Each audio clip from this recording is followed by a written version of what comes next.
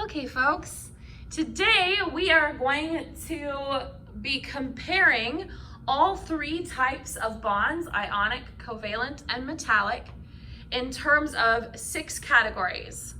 First of all, the types of elements that are involved in forming the bond, how the bond is formed, what the result of the bond is, what does the compound look like when we're done, because the compounds are going to be kind of different, how we write the compound, so like what does the notation look like for this, how strong of a bond is it, and then very importantly, properties of a substance because of its bond type. We are going to discover today that different bond types result in different properties for the compound. So I want to just mention that for your foldable project, this is very important information. This is basically everything you will need to know in order to complete that project. So there's no way to do your project unless you really do a bang up good job filling in these notes. So let's get started. Let's start with ionic compounds and let's talk types of elements involved. I feel like we've covered this pretty well. We should all at this point know that we start with a metal and a non-metal.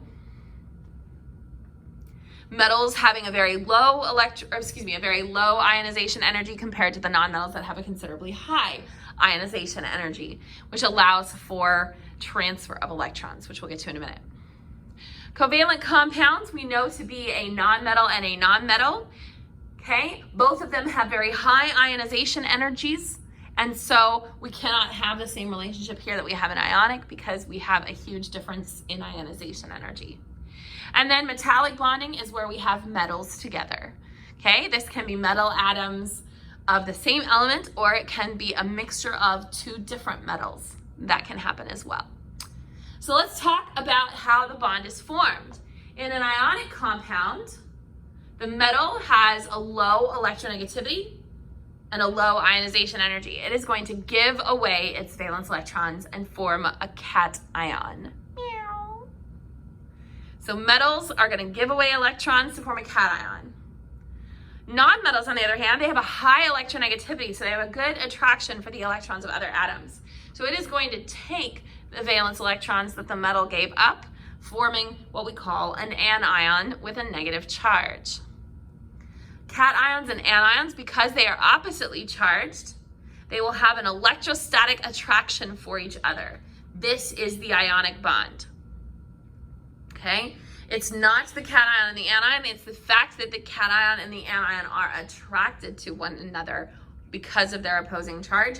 That is our ionic bond. The ratio of charge will be 0, so it has to be a good exchange. So if I have something like magnesium that has 2 valence electrons, I am going to need to find a home for both of those electrons. Now, that's not to say that it can only bond with a nonmetal that has 2 spaces, like oxygen or sulfur, but if we're going to have something like chlorine that only has room to take 1, we're going to have 2 of those for every 1 magnesium. So 1 magnesium with 2 valence electrons would need 2 chlorine atoms, 1 for each of its electrons. Let's talk about covalent compounds. How are those formed? Well, they're both nonmetals, so they have a high electronegativity. They're not going to give up their electrons. Nobody's giving up anything here. So if no one's willing to give something up, they end up having to share. And they are going to share until they all have 8. Now, if we have equal sharing, that's where they have the same electronegativity, or very, very, very close to the same electronegativity, is going to result in a nonpolar covalent bond. Unequal sharing, where they have different electronegativity values, which is more common, is going to result in polar covalence. So there's a ton of different elements on the periodic table that form what is called a diatomic molecule, where it bonds to itself because it's too unstable to exist alone. Iodine does this, bromine does, chlorine, fluorine, nitrogen, oxygen, and hydrogen all do this. So they are all going to be nonpolar covalent because they're bonded to themselves and they have the same electronegativity. So remember that anything bonded to itself is always going to be nonpolar covalent, okay? And there are very few other compounds that are nonpolar covalent. There are a few, but not very many, okay? Most of our covalent compounds are going to be polar because there will be a significant difference in electronegativities. All right, metallic bonding. This is a fun one. Metallic bonding is so so different from the other two. Unbelievably different. We have something very interesting going on here. Remember in our electronegativity, or sorry, not electronegativity, our electron configuration unit, we talked about the d orbitals. And I told you that the transition metals, because of their d orbitals, they kind of do some funny stuff. This is the funny stuff. We have overlapping orbitals because all of our metals have these d orbitals that are empty. And so we have them really close together and their orbitals are all on top of each other. And this allows electrons to roam freely across all the atoms. So unlike with ionic bonding or covalent bonding, where you have electrons that kind of belong to a specific atom or are being shared between just two, here we have electrons that are communal property. They go all the way across the entire metal, okay?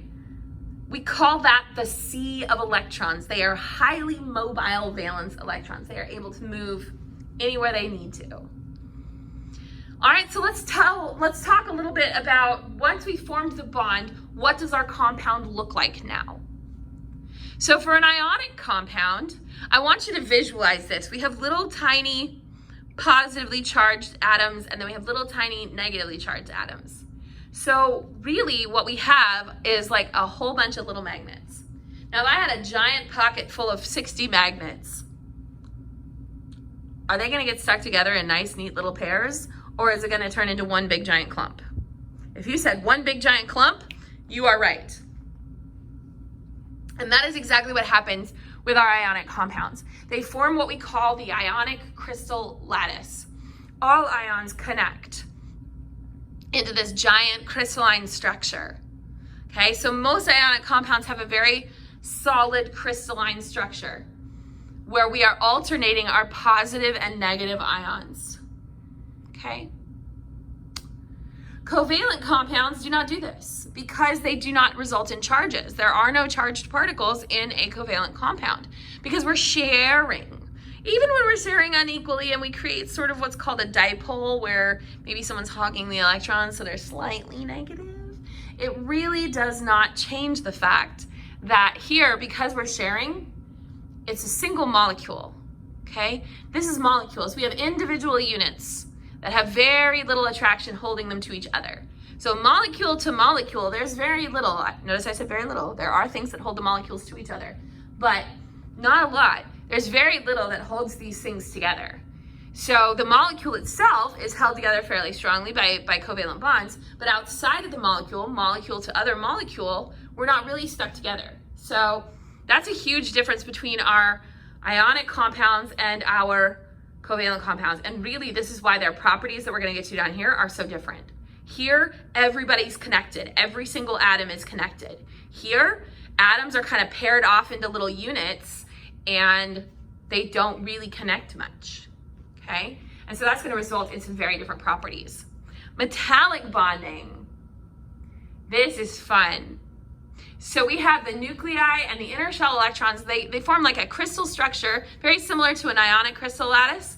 The major difference is that instead of our valence electrons belonging to any specific atom, they just kind of put them all in the open orbitals and they just kind of go everywhere, okay? What's cool about a metallic bond that is so different from an ionic bond or a covalent bond is that it is multi-directional. What? Ionic bonds, you have an attraction of this positive to that negative. It's a single direction, one direction for that charge. Covalent, you have this atom sharing with this atom, so your bond is single directional. With metallic bonding, you have multi-directional bonding, which means that every atom has an attraction for every atom it's around, and it makes it very movable, very changeable. And so that's gonna result in a lot of the properties that we're gonna see down here. Notation for the compound. Okay, so we have a problem with our ionic compounds. If everybody connects, how do we talk about how many of each atom we have? That becomes complicated. Okay, so what we've decided to do with ionic crystal lattices is to give you the simplest ratio that equals the charges to 0. So I need one of this and one of this to equal 0. I need one of this and two of this to equal 0. I need 2 of this and 3 of this to equal 0. We call that a formula unit. So for an ionic compound, we would write a formula unit. It is not going to tell us how many specific atoms are in our compound because they're all going to connect. And it's going to be millions of billions of atoms connected. The formula unit is our smallest ratio of charges. This is very different with covalent bonding. Because they break off into individual units, we have what is called the chemical formula. And it tells us the exact number of every single atom that is in the molecule. And every molecule of that compound would have the exact same chemical formula with the exact same number of each atom. Metallic bonding, we have what is called an alloy when we mix different metals together. And we simply notate it with its composition. There are a few alloys, like steel or bronze, that have their own specific names, okay? Technically, we would call steel an iron-carbon alloy, okay? And if you are into cars, and you're looking at specifically, muscle cars or race cars or, any of the cooler cars, they like to mess with different alloys of metals to get different tensile strengths for their metals that allow them to be more resilient or more flexible, or depending on what they're trying to accomplish. Strength of the bond. Okay, so go back to that idea with our ionic compound of that giant bag full of magnets. If I'm trying to pull just one off, it's being attracted to the whole unit. And so this results in an incredibly strong bond because everybody is connected. Okay? Everybody is connected, so it's kind of like everyone's being held together. And so trying to take this apart would be very difficult. It's going to require an enormous amount of energy to try to take that apart. Covalent compounds, on the other hand, are only connected to the atoms with which they share a bond. Okay? And bonds can definitely be broken. And it's only a single bond between this atom and that atom that would need to be broken. So this is a much weaker bond, okay? And the strength of that bond is going to depend on how great the difference in electronegativity is. If there isn't a very big difference in electronegativity, then it's pretty easy to break the bond. If there's a large difference in electronegativity, it becomes harder to break the bond. But it is still considerably weaker than an ionic bond because ionic bonds are connected to the entire thing. If you're a Star Trek fan, think of ionic bonds like the Borg. Everyone's connected, okay? Metallic bonds vary greatly. Their strength of their bond varies enormously depending on the electronegativity of the metals that are involved. All right, so let's talk properties. We just said that ionic compounds are all connected to one another, resulting in an incredibly strong bond. So that is going to result in some very specific properties. They have high melting and boiling points. And the reason for this is that in order for something to melt or boil, we would have to separate the particles. And we just said separating the particles, really hard to do because everyone's connected. They are all exclusively solids at room temperature. If you can get them to melt, or if you dissolve them in water, some of them will dissolve, some of them will not, they will conduct electric current. Because there are charged particles, if they can move, which would require either melting them or dissolving them, but because there are charged particles, they will conduct an electric current when we dissolve them in water, or if we were able to get a hot enough temperature to melt it. And then this last property is brittle. They are extremely brittle. What that means is if I take it and I smash it with a hammer, it's going to cleave or break along very flat and very specific lines, okay? It has, another good synonym would be to shatter. They shatter when you hit them, okay? Covalent compounds, now remember we have individual units here, and they're not so tightly held to each other or atom to atom. It's a much weaker bond, and we have individual units, so there's less attraction holding them to each other. This results in considerably lower melting and boiling points. This is the group where we have all solids, liquids, and gases, depending on how strongly they are attracted to one another. We can have them at any state of matter depending on how strong their attraction to each other is. They do not conduct electric current under any circumstances. Solid, liquid, or gas, no electric current is going to be passed through this because there is no charged particles. Metals are so cool. That sea of electron, that freely roaming electrons throughout the entire sample of the atoms, that results in some very cool properties. And it's because of this right here, this multi-directional bonding that occurs, okay? Because of that, they have very, very, very varied melting points. You have everything from mercury, which is a liquid at room temperature, gallium, which will melt in your hand, all the way up through some of the really most stable metals you can think of, things like lead or copper that take up considerably higher melting points to get them into liquid form. So they are all solids at room temperature except for mercury.